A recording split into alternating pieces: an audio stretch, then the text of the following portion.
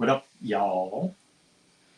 No, haven't had a lot of content besides more, basically driving videos. I haven't had too much other than that.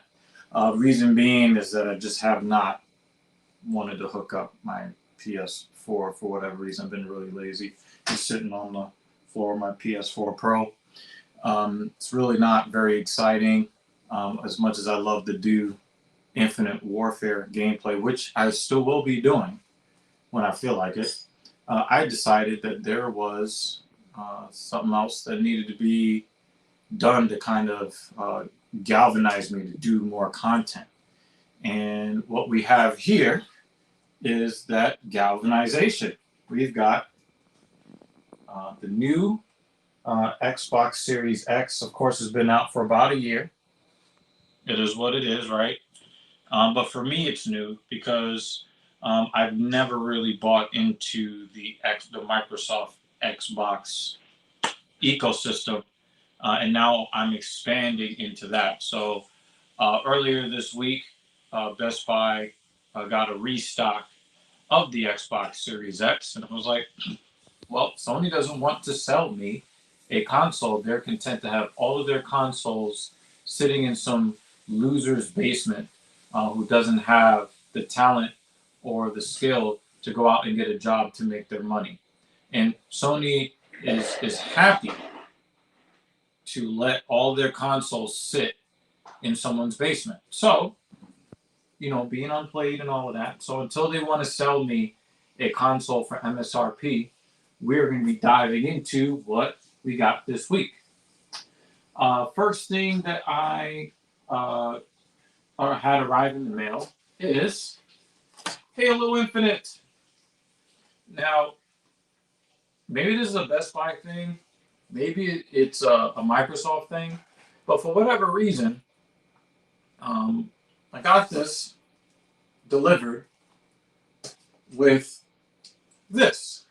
So I thought that they made a mistake and sent me a special edition of this alongside this when I only paid for this. But do you know what it actually ended up being? They sent me an empty metal case. And when you look at the description, it tells you that it's supposed to be some more sturdy metal housing. We've been keeping our discs in these plastic containers, like you see up there. We've had them for, 20, 25 years? We've never had a problem storing our discs. Why? I mean, they sent this to me for free, but they sell this shit for $10. Why? This is a complete fucking waste. And I think Mrs. Evil agrees. More on her later. Okay, so this was delivered first. Delivered second was the Xbox Elite Controller Series 2. Now, those that are in the know that I used to own a Cronus Max. Why? So I can cheat in Infinite Warfare because I'm ultra super garbage trash? No. Because I was using the Cronus Max to take advantage of what I thought was a more sturdy Xbox Elite controller, which we would now call Series 1. So I have some experience using it. Of course, you have like a lot of input lag. It wasn't the greatest experience, but I like the ergonomics. This was my first time really using an Xbox controller for any reason. So now we've got the second generation Elite controller that is really not much different than the first. I would show you the first generation controllers, but in my raging, I broke all of those controllers. So we are not going to be showing those off, but they made it a little bit grippier. They have like this cool like magnetic charging thing going on there. You can actually feel it. You can feel the controller kind of get drawn into the case. So I'm probably going to use this as the main charging case. This is actually pretty goddamn cool. And it's got like all the nubs. I don't know what the fuck this is supposed to be for. This little, so I don't know. One of you guys in the comments might know what the fuck this is, but it looks important. So this is the second thing that was delivered. It is something that I'm already somewhat familiar with. Underneath this little housing thing, there is the box with the cable. I think it uses USB-C. Why do you make it so hard? So they have like, you know, the instructions and shit. They have, yes, this is a USB-A to USB-C. So I guess with the Xbox Elite Controller Series 2, they're no longer using micro USB, but instead opting for the more durable USB-C. So that's nice to see. Put this here for now. Okay. The third thing that was delivered was the SteelSeries Arctic 9X wireless. For those in the know, I have this SteelSeries Arctic Wireless Pro that I use for the PS4 Pro, and if I can ever get a PS5 at MSRP, I will continue to use that headset with the PS5. But I really did like the sound quality and the feel. It's a very comfortable headset. I also use the headset when we do the Talking Shit podcast and Black Power Magic Hour. It's a very comfortable headset to wear, especially when compared to the Astro A50. So they are very expensive headsets. The Arctic Wireless Pro retails for $350, and the A50s from Astro normally ring in at about $300. I would probably have to tell you guys, I would prefer to spend the $350 on the Arctis Wireless Pro over the Astro A50 if you were on the fence about that. So these are pretty interesting. They're about $100 cheaper. They don't have an equivalent, wireless Pro for Xbox. Instead, they have this thing called Xbox Wireless, which it just directly connects to the console beyond Bluetooth. And so it's supposed to be some sort of system that works natively to the Xbox, and it's got long battery life. So they say I have no reason to doubt that that this headset will be at or nearly as good as the one that I have for the PS4 Pro. So we're gonna open this box a little bit. Something. Yeah. Slide this out here. Some fucking Xbox green. This is gonna be real weird for me. I'm used to that PlayStation Blue action. Got a bunch of boxes here. Just throw that there, and then it kind of slides out. And basically, there's not, some. It doesn't have like the amp box like the Arctis Wireless Pro does. It just, I guess everything just kind of happens in the headset. This one works micro USB, I guess, for charging. Because I think when this came out, the Xbox One was the dominant Xbox. Oh, there's also some paperwork in here. Probably really don't care about that paperwork, so we'll flip that there. It feels very light. These are very, very light headphones, and I prefer them to be light. Does it have the same? So it doesn't have like the panels, the removable panels, the way that the Arctis Wireless Pro has. So the Arctis Wireless Pro, you can put like custom panels on these, and that's where the removable batteries are hidden. No such thing here. Everything is, an internal battery. So, the battery life is supposed to be around 20 hours, which is pretty cool, which is much more than the Arctis Wireless Pro. But, if I let the battery run down, then I'll just be without a headset. So I kind of like the green stitching on the band, letting you know it's supposed to be for Xbox or Windows. And that's the Deadman Slasher says PS5 next. Wide open eyes. Yeah. That's if Sony wants to sell me. That's if Sony wants to sell me a console. But right now, they don't really care about selling me a console. But this is. It feels about as premium as the Arctis Wireless Pro. About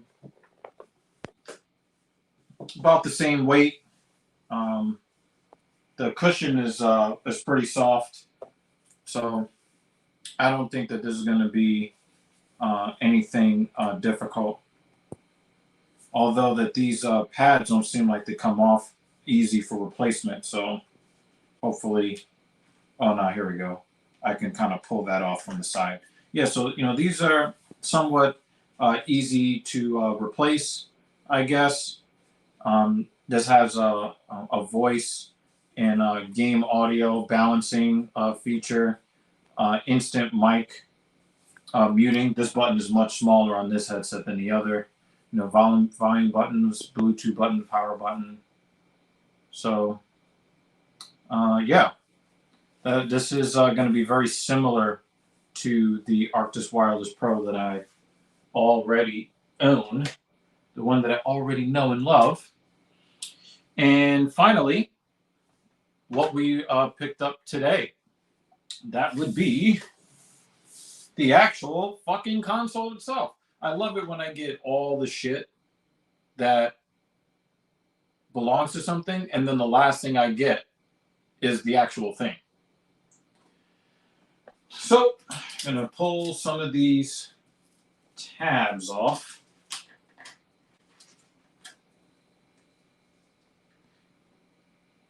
I don't know why I was watching the front of the store so much when Mrs. Evil came out of the Best Buy with the console. I had to remind myself that that it's not actually, a pre-order or a release, that this has actually been out for a long time. And there's probably nobody watching. I live in a city where, mofos get robbed for all kinds of goods, and you don't want to get caught out there slipping. But at the same time, this has been out for so long.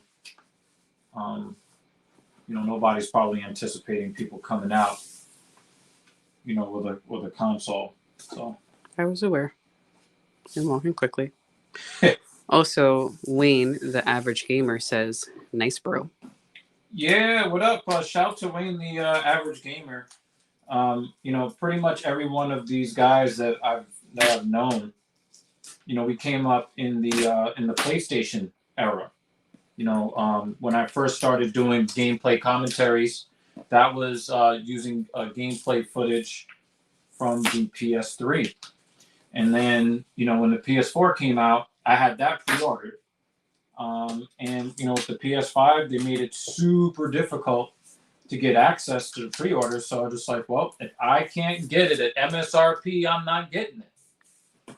And it really is straight like that. Okay. Yeah, Deadman Slasher agrees. PS5 is still hard to get. Yep. And like I said, Sony is content with all of their consoles sitting in the basement of scalping losers. So he says he was lucky to get one. But it shouldn't be that way, Mm-hmm. It shouldn't have to be that way. You should be just able, a year after a console's release, you should be able to just go into a store and buy them. So, but that's, Sony is saying, oh, we sold 10 million this and 15 million that.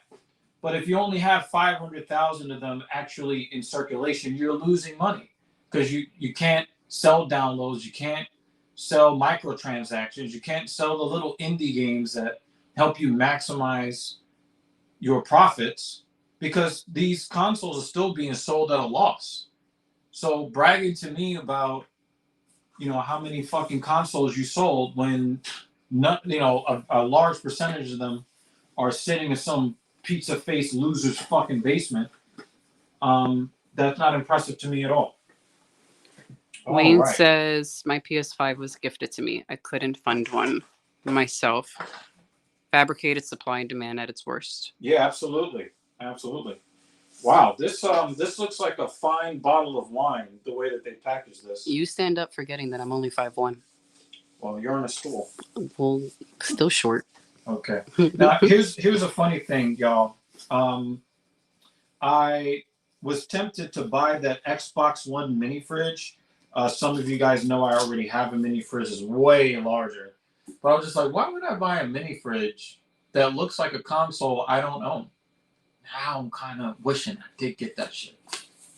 But, it is what it is. All right. So,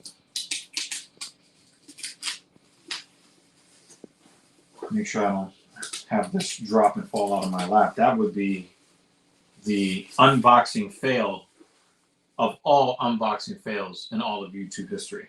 All right. So, very nice felt packaging in here. They really made sure with there's a lot of this foam padding to keep it in place and not have it, all over the motherfucker. Actually pretty cool. The console is not very big, but it is kind of tall. So it kind of reminds me of a desktop computer. I think that's what they were going for there. Here, they really want to meld they want to blur the lines between console and PC, and they've done a good job of making that happen here. Of course, we got the RJ45 port here, HDMI out, the storage expansion, which I think is way too expensive. We have some super speed USB-A ports on the back here, a Kensington lock feature in case you got people that want to steal your shit. The manufacture date on this was November 28, 2021. So, this is a very, very fresh console in my hand. What's on the front? Another USB-A port. So, I guess it's a little disappointing that they went with USB-A for a lot of these ports. I think that they really could have benefited from adding USB-C. I would have liked to have seen that. It looks like the Xbox can be placed on its side because it has these rubber pads, these 4 rubber pads here, so it can be stored this way. Or, of course, it's got the stand built into the bottom, which I am happy about because you don't have to go spend another $20 for some third-party knockoff stand. So this will go, it'll go somewhere in my setup. This is giving me some Fifth Element vibes. If it were brown, like a beige brownish color. One of the bricks from the Fifth Element. Dead Man Slayer about the fridge says, "Bruh, you can have a drink in there ready." Well, he does, orange juice.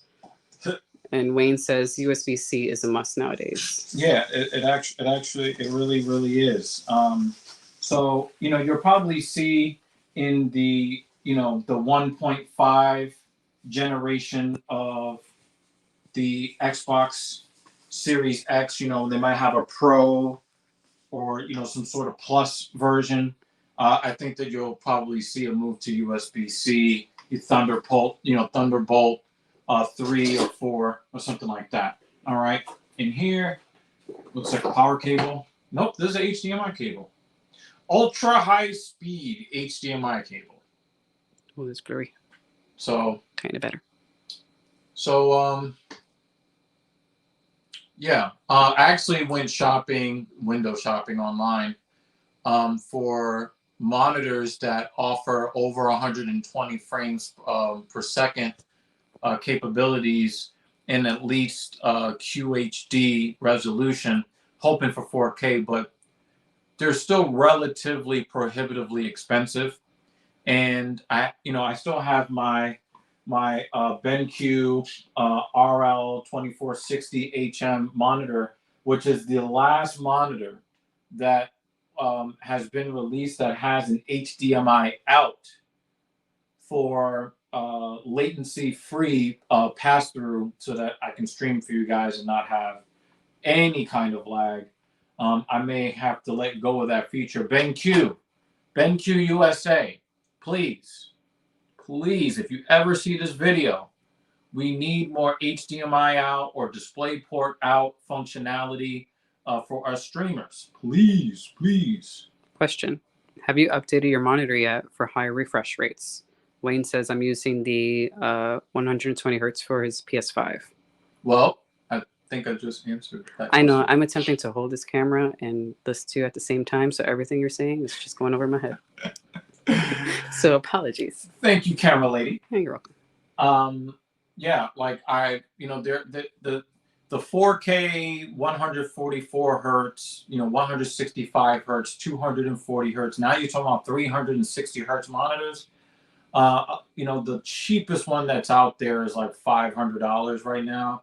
If I want to make some kind of compromise, I can get something around $350 that gives you WQHD, which is 1440p at 120, 144 frames. I'm still undecided, but the thing is that I cannot stream that resolution to you guys anyway, because I still have the HD 60 Pro in my relatively aged desktop computer.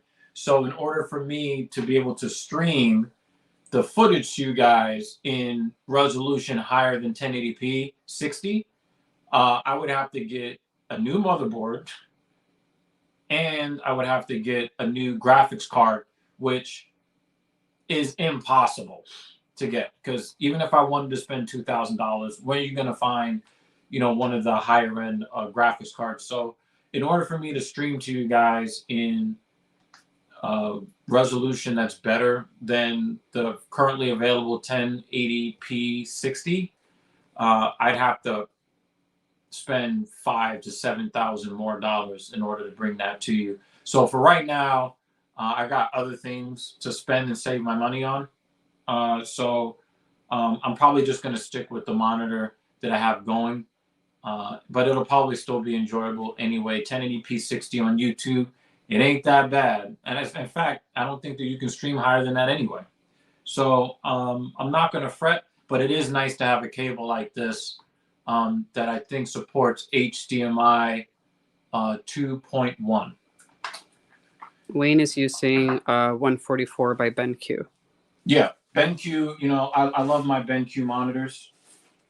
And Deadman Slasher says, stick with what you got. Oh, yeah, absolutely.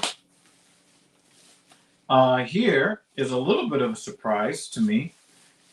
This is the Xbox controller that comes with the Xbox Series X. Of course, the real bummer is that it still runs in these goddamn batteries. God damn it, man. Come on, guys. You could do better than this. Are these Duracell knockoffs? No, these are actual real Duracells. Not for resale. Not for retail sale. Look at this bullshit. Microsoft. Nobody's using the alkaline batteries anymore. I understand that this released, when it released, but come on, you can do better than this. Now, what I am even our soap dispenser is rechargeable. Yeah. Mm-hmm. One of the things I find very interesting about this controller is that this actually is a lot smaller. It's very cute. A lot, I think a lot of people prefer the Xbox controller in part due to its size. they really kind of shrunk this down to near, this is a PS4 controller from Cinch. I can't wait to get a Cinch controller for my Xbox One. You guys know how much I love this company. If you can avoid scuff gaming, avoid scuff gaming. Cinch is where it's at. They actually have products that last. But if you look, the size is very comparable. I'm actually rather impressed that they were able to shrink it down, but I wonder if a lot of Xbox fans are unhappy about the shrunken size of this controller. I want to get a reference, a comparison reference to the Elite Series 2. I think it's perfect for my tiny hands. And I don't know, for whatever reason, they kind of look like they're around the same size. I'm not used to Xbox controllers being so goddamn small. I mean, I'm not mad, but I wonder if there are actual Xbox fans that are unhappy with the changes. Obviously, the paddles on the back, I'm an Infinite Warfare player forever, right? So that's, I love having the paddles on the back. It does look a little bit more premium. It's got the grippy texture on the back of the regular controller, but it's grippier on the front and the back of the Elite Series 2.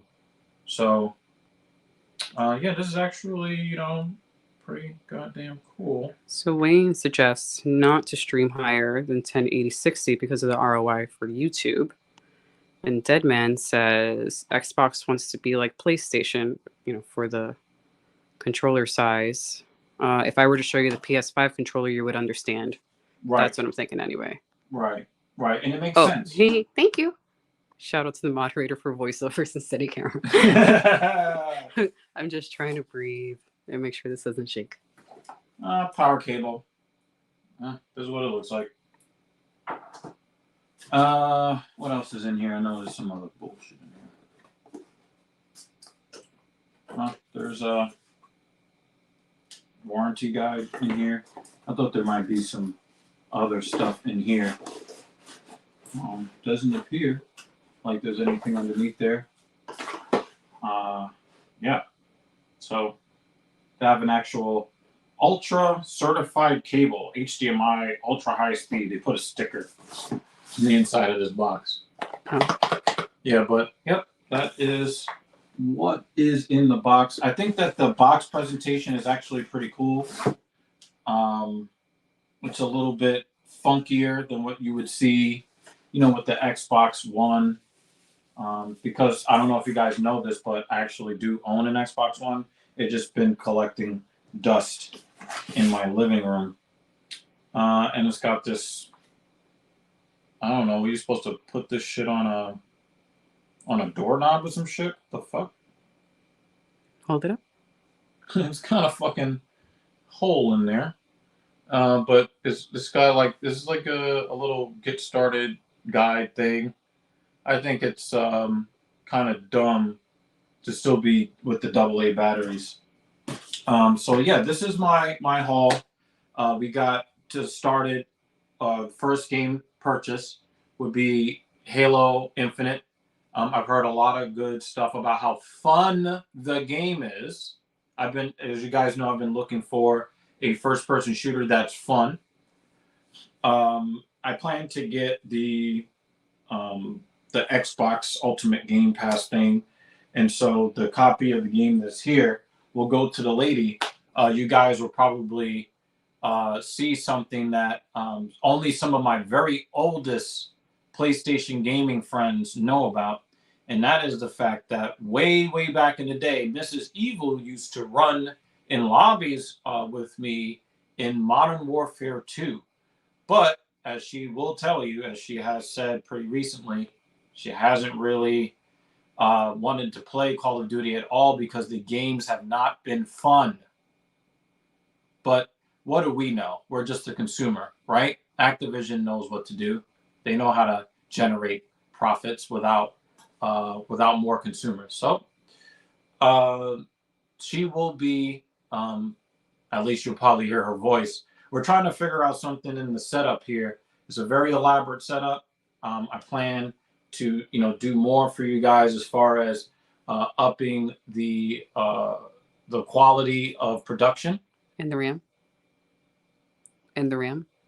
Well, Mm-hmm. you will see a lot of up your RAM pretty soon. So we're working hard to bring you guys more content. As you guys know, co-host of Black Power Magic Hour and Act.tv. I'm also co-host of the Talking Shit podcast, aka TSP. So I'm looking to bring more quality content to you on a more regular basis. So until then, I might show you guys in the next video, the next stream, I might show you guys me trying to set up the Xbox Series X. So until then, thank you very much for watching this. Have a wonderful day.